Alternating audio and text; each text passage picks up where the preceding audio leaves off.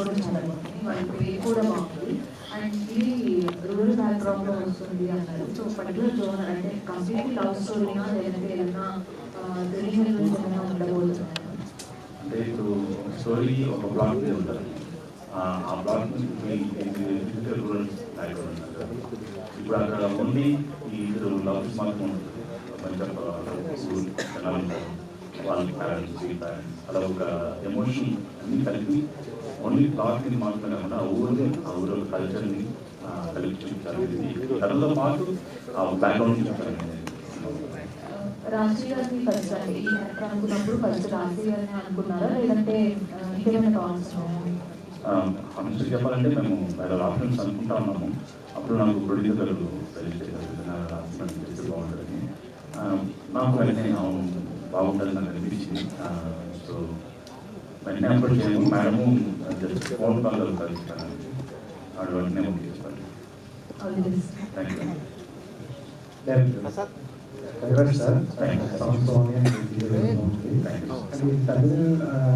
బ్యాక్గ్రౌండ్లో కనిపిస్తుంది. బట్ మనందరూ చిత్తూరు బార్డర్లో తీసుకెళ్తాము. అంటే వీళ్ళిద్దరినీ చూస్ చేసుకోవడానికి పర్టికులర్గా రీజన్స్ ఏంటి? అంటే తెలుగులో కూడా చాలా మంది ఆలోచిస్తున్నారు కదా, బట్ వీళ్ళిద్దరినీ పర్టికులర్ తీసుకోవడానికి అది చెప్పచ్చు తెలియదు. మేము ఫస్ట్ తెలుగులో చేయాలనుకున్నాము. బట్ అది కొన్ని కారణాలు కుదరక తర్వాత తమిళలో చేసేద్దాము. అంటే నేను వర్క్ చేసి తమిళ్లో వర్క్ చేశాను. బట్ మేము అందరం.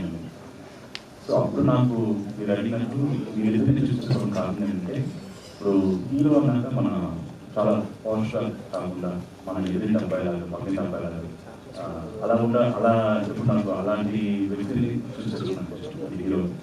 సో నాకు అప్పుడు ఈయన అసురన్ చూశాను. అసురంలో ఆయన నేను చాలా బాగుంది ఆయన హీరోగా చూసాను. సో తర్వాత జనని గారు ఆవిడ బిగ్ బాస్ అనే షోలో తమిళ షోలో చేశారు. ఒక చిన్న ఇన్నోసెన్స్ తెలుసు.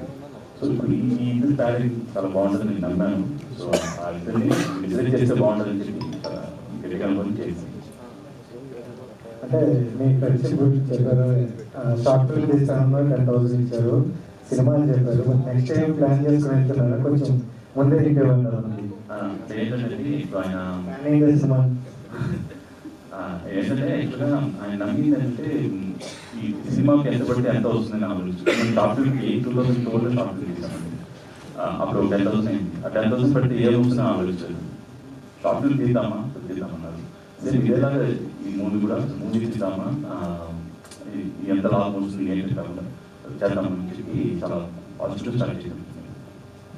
అంటే ఎండ్ ఆఫ్ ది డే చూసుకుంటే కమర్షియల్ గానే చూస్తారు కదా. అంటే ప్రొడ్యూసర్ దగ్గర చెప్పిన కన్నా 3 rates ఎక్స్ట్రా అయిందని అన్నారు.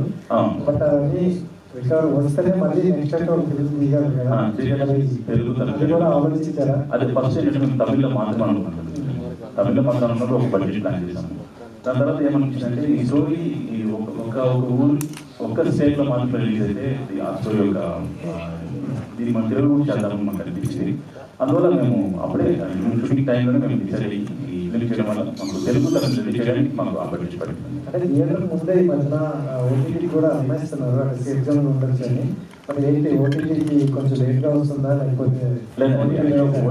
ఓటీటీ అప్రోచెస్ ఉన్నా కూడా మాకేంటంటే ఇప్పుడు రిలీజ్ తర్వాత ఓటీటీస్ రావడం సాధించినాయి.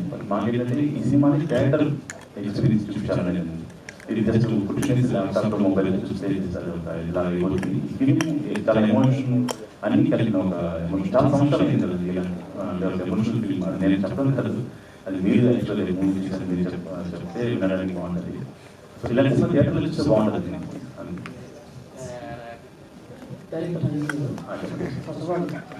పోస్టర్స్ అని లేకపోతే ప్రమోషన్స్ అని చాలా బాగుంది. అంటే ఫస్ట్ లుక్